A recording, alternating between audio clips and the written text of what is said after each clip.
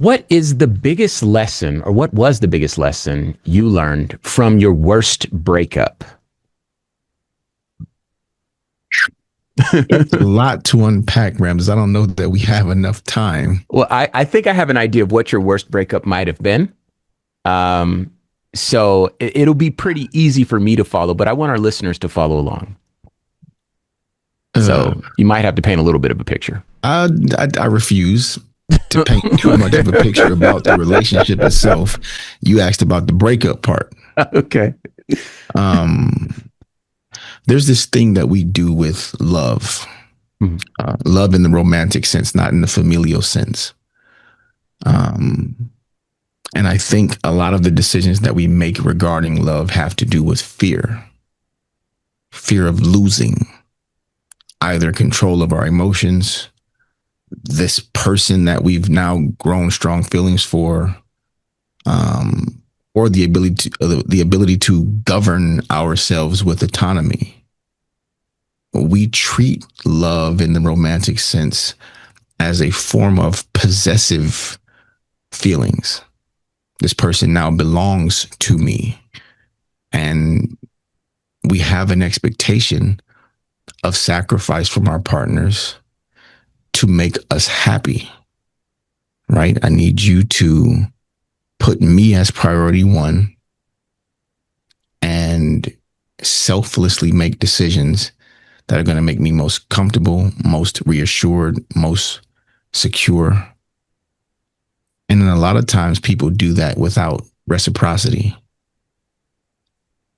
So the person most in love or most emotionally involved or who wants the relationship to last most passionately ends up being the person making all those compromises and all those sacrifices in the name of selflessly making the other person happy. And I think that's something that could be beautiful. But again, that word reciprocity gets lost.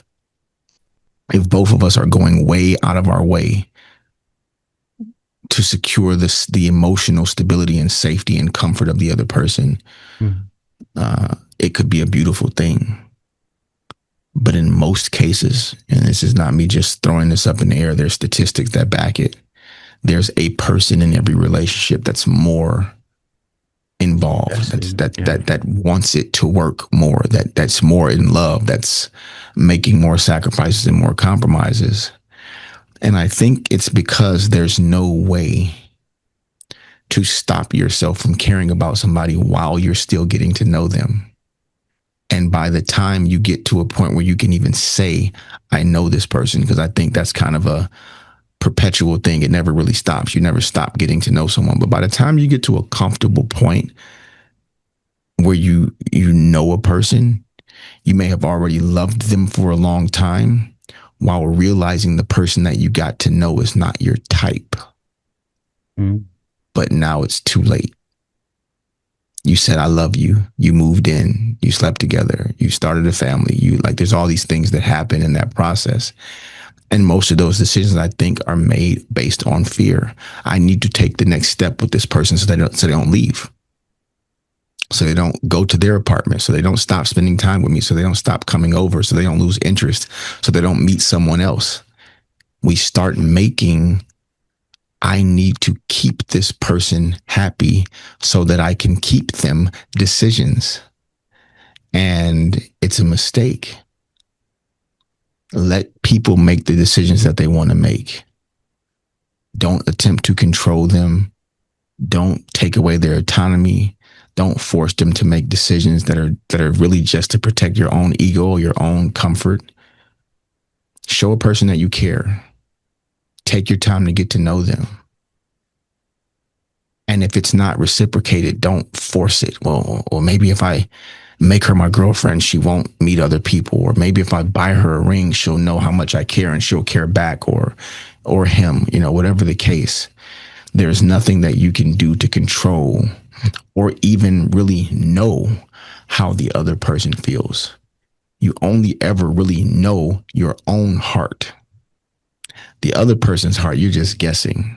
And maybe they give you enough evidence or enough data that you think you're making an educated guess, but you're guessing the whole time.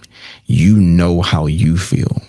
So, Don't let the fear of loss, the fear of heartbreak, the fear of being made a fool of force you to make permanent decisions for a person that you're still getting to know. Because at the end of my worst breakup, I was sitting across from a complete stranger.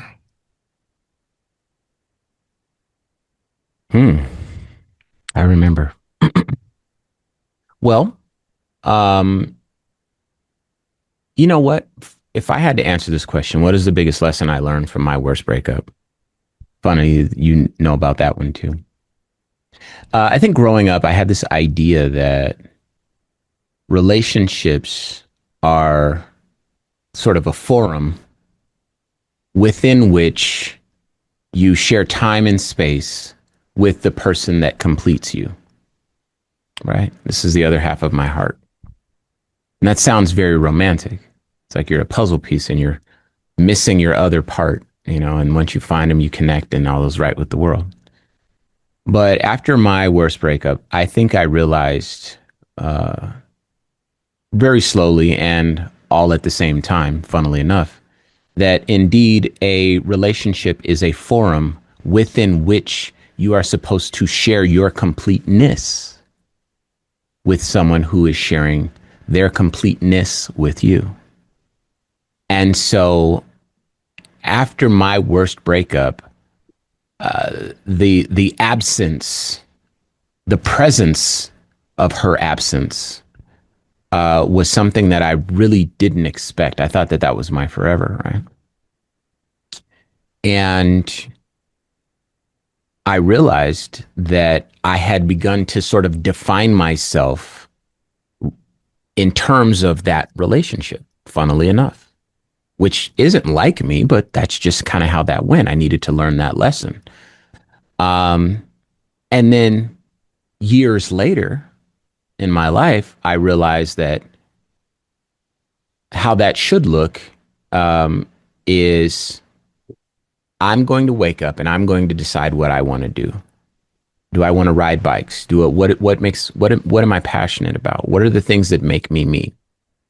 And I'm going to do those things, and then I'm going to have those things to share with a person who can then in turn share things with me, right?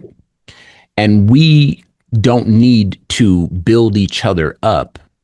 We can simply be there for each other in weak moments, but we are not responsible for each other. I mean, I guess in the real world, we are responsible for each other, but emotionally speaking, we're not responsible for each other. We just need to allow the bandwidth for our partners to be who they are fully and require of them in return that we are able to be who we are.